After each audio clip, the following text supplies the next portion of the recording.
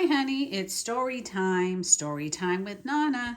And today we are going to be reading The Story of Ruby Bridges by Robert Coles, illustrated by George Ford. Our Ruby taught us all a lot. She became someone who helped change our country. She was part of history, just like generals and presidents are part of history. They're leaders, and so was Ruby. She led us away from hate, and she led us nearer to knowing each other, the white folks and the black folks. Ruby's mother. Ruby Bridges was born in a small cabin near Tarleton, Mississippi. We were very, very poor, Ruby said. My daddy worked picking crops. We just barely got by. There were times when we didn't have much to eat. The people who owned the land were bringing in machines to pick the crops, so my daddy lost his job. And that's when we had to move. I remember us leaving. I was 4, I think.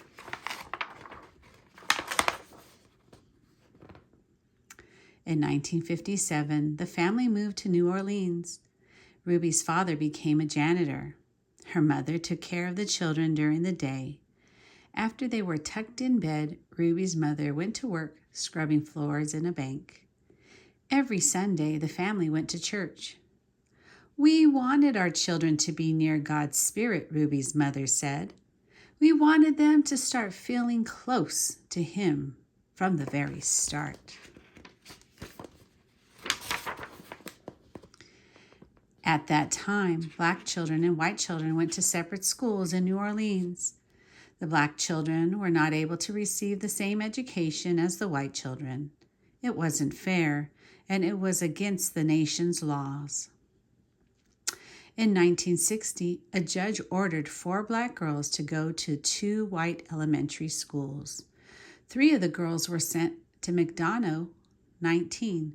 6-year-old Ruby Bridges was sent to 1st grade in the William Frantz Elementary School. Ruby's parents were proud that their daughter had been chosen to take part in an important event in American history. They went to church. We sat there and we prayed to God, Ruby's mother said, that we'd all be strong and we'd have courage and we'd get through any trouble. And Ruby would be a good girl and she'd hold her head up and high and be a credit to her own people and a credit to all the American people. We prayed long and we prayed hard.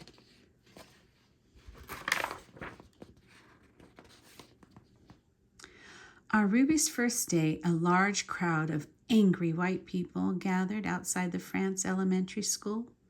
The people carried signs that said they didn't want black children in a white school. People called Ruby names. Some wanted to hurt her.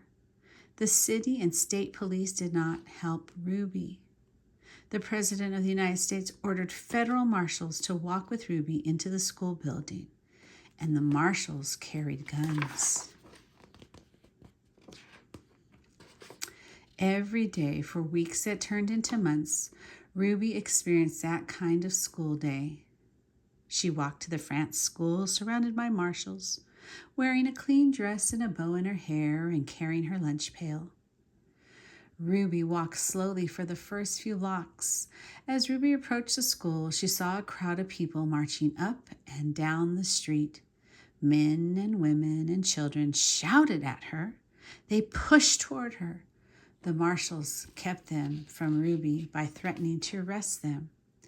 Ruby would hurry through the crowd and not say a word.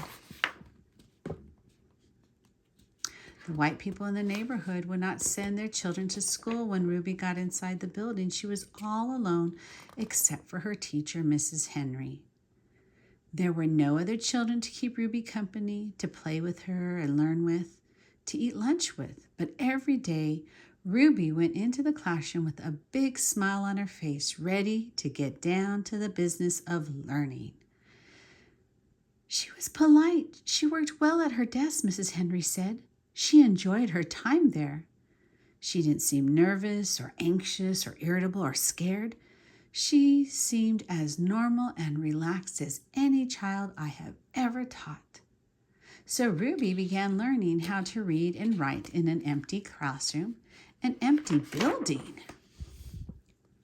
Sometimes I'd look at her and wonder how she did it, said Mrs. Henry. How she went by those mobs and sat here all by herself and yet seemed so relaxed and comfortable. Mrs. Henry would question Ruby in order to find out if the girl was really nervous and afraid, even though she seemed so calm and confident. But Ruby kept saying she was doing fine. The teacher decided to wait and see if Ruby would keep on being so relaxed and hopeful, or if she'd gradually begin to wear down, or even decide that she no longer wanted to go to school. Then one morning something happened. Mrs. Henry stood by a window in her classroom as she usually did, watching Ruby walk toward the school, and suddenly Ruby stopped, right in front of the mob of howling and screaming people. She stood there facing all those men and women. She seemed to be talking to them. Mrs. Henry saw Ruby's lips moving and wondered what Ruby could be saying. The crowd seemed ready to kill her. The marshals were frightened. They tried to persuade Ruby to move along. They tried to hurry her into the school, but Ruby wouldn't budge.